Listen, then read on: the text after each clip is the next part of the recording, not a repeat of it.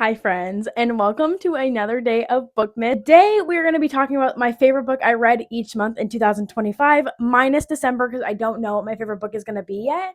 So, let's talk about my favorite books each month. If you know me, this one shouldn't be a surprise, but for January, my favorite book was Onyx Storm. I know this book sparked some controversy. Some people loved it, some people didn't. I personally loved it. I loved the world building we started getting in this book. I loved the character development, the emotions we saw from characters who were otherwise pretty like surface level, and I just overall had a really great time reading this book. I read it, I think, in like one weekend, and I already cannot wait for the next book. Like, I know she's working on one more project and then picking up the fourth book to start writing, but I don't know, I really loved this book. I know a lot of people didn't. There's like very mixed reviews on it, but personally, I had a great time reading it. I don't own a copy of this book, but for February, my favorite book I read was Quicksilver. And let me just say, I didn't like love this book. I had some issues with it, but I only read 3 books in February, and that was my highest ranking or my highest rated one. So it was kind of like the favorite by default, unfortunately. I like it did have some redeemable qualities. I gave it 3.5 or 4 stars. I can't remember now, but it just like wasn't like an amazing read for me. I had some issues with the romance. It felt very insta-lovey for me. How does this feel insta-lovey? But it really did. I feel like, if I'm remembering correctly, there was a chapter in the male's POV that kind of like made the insta love part of it make sense, but I still was just like not super obsessed with the book, and I haven't read the second one yet. So I don't know. I felt iffy about it. I didn't read many books in February. I was in a reading slump. Next, for March, I own the book. I just can't reach it. Was Sunrise on the Reaping. This should be no surprise to anyone. I literally have a whole reading vlog about it, so I won't like go too crazy about it. But this book was everything I wanted it to be. I went into this book, and okay, let me just preface this. I am like the biggest Hunger Games fan. I have a whole entire shelf with all Hunger Games stuff. And Haymitch has been one of my favorite characters for the longest time. And I'm not just saying that because he got a book. Like, you can ask people who know me. I have been obsessed with Haymitch since middle school. So I had extremely high hopes for this book, and it absolutely just delivered in every single aspect. I loved everything about it.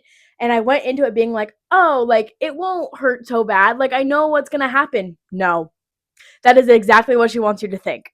But I had such a good time reading this book. It was emotionally devastating to me. I was in a reading slump for so long after it, and I feel like the void, like the Hunger Games void, hasn't been filled since I stopped like finished reading it. But I did go to the movies yesterday, and they had the trailer at the movie theater, and I was geeking out. I was just grabbing my husband's hand and like shaking it, and he's like, "Can you calm down?"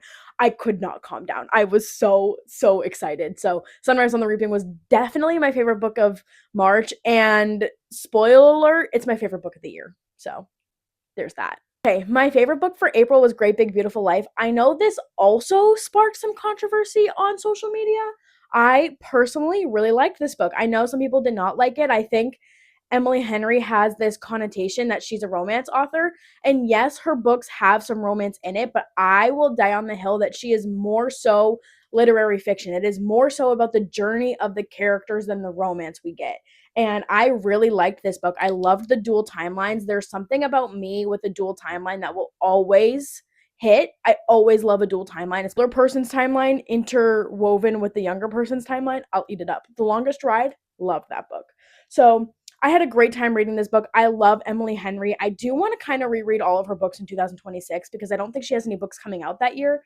So I want to do like a official like Emily Henry tier ranking, but this is definitely high on the list. I thoroughly enjoyed this book, and I loved the romance couple. I will sit on the hill that most, if not a big majority, of romance couples or literary fiction couples, I don't see them actually working out in the long run. This couple, I absolutely could see working it out, and I like that about it. It felt very believable. This book for May was actually a complete shock to me. Saw this book on like an Amazon recommended list, and I grabbed it, and it was a debut novel, and that is The Bright Years by Sarah Damoff. I was so blown out of the water out of this book, mostly because I didn't have high expectations for it, but it is an emotional roller coaster. This is also like a literary fiction where you're just following these characters for years. It's a family drama. It takes place in the DFW, Texas area, which is where I live. So it was just like very, very cool to see the characters going places that I had been to. Like, for example, I can't remember one in the book, but they go to Billy Bob's, which is a like a honky tonk in Fort Worth, and like I've been there and I like it there. So it was just like cool little like personal Easter eggs. But this book is such an emotional roller coaster, and she does such a good job weaving the negative emotions with the happy emotions, and it just feels like real life. Like there's so many real life emotions in this. Like it is very normal to feel grief with happiness and sorrow and all those things, and she does such a beautiful job portraying that. I think that it just felt very believable. The characters are really lovable, and there was just at no point in this book that I felt like emotionally comfortable. There was so much going on constantly, and it was just a really impactful read for me. I really enjoyed this. Book for June is The Fractured Dark. This is the second book in the Devoured Worlds trilogy. This is an adult sci-fi. I think I've also talked about this trilogy in lengths on this channel, so I don't want to spend like crazy time talking about it, but this is just like it's the first adult sci-fi I've read in a long time, and it just laid the groundwork for me on what my expectations are for a sci-fi now. Like it is so good and well thought out, and I truly believe this is the gateway series for the romantasy girlies. If you are a romantasy girly, you will love this sci-fi, I promise. Okay, July also was kind of a shocking pick for me. I had been putting this book off for so long, and my cousin single-handedly convinced me I needed to read it, and that is Binding 13. I did give this 4 stars. It's not a 5-star read. I just didn't read too much in July, but the emotional depth we get in this book is insane. It feels very much like Magnolia Parks, like just insane circumstances, but totally addicting. It is 100% character driven, and I love that in a novel. If I can get connected to the characters in a way that I feel physical emotions for them, I'm going to eat up the book. And that's exactly what happened in this. I felt visceral anger, sadness, happiness with the main character Shannon in this book, and it was just such an experience to feel so deeply for a fictional character that I hadn't experienced since Magnolia Parks, that I just absolutely loved this, and I've already read the first 4 books. So I have just eaten up this series. It's so good. I will say it is so traumatizing, the things that they go to, like the things the kids go through, and I find this often recommended as a young adult, and I would veer on the side of older young adult. It is super, super dark. The themes are traumatizing, like, and my heart was pounding. I felt like nausea. Like, it's an intense book. I will say it's very, very, very intense. For August, I have One Golden Summer by Carly Fortune, and I absolutely loved this book. I read all 3 of her other books first so that I could read this over the summer, and it was like all 3 of them were worth it so that I could get to this one. This was probably one of the first 5-star romance reads I've had in a long time. Romances, I usually give like 4 stars because they're good, but they don't have that like pow, because they're like all the same. This one I absolutely devoured. I think I read it in a day, and I wish I could read it again. And in fact, I probably will read it again this summer. Or next summer. I had such a fun time reading this book. I will say if you're going to read this one, you do need to read Every Summer After first to get the full effect.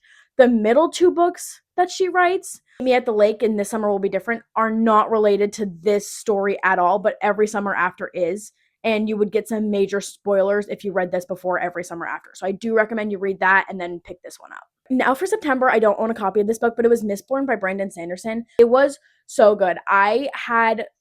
I struggled quite a bit the first 30%. I was like, I have no idea what's happening, like to the point of being frustrated and like restarting over and over.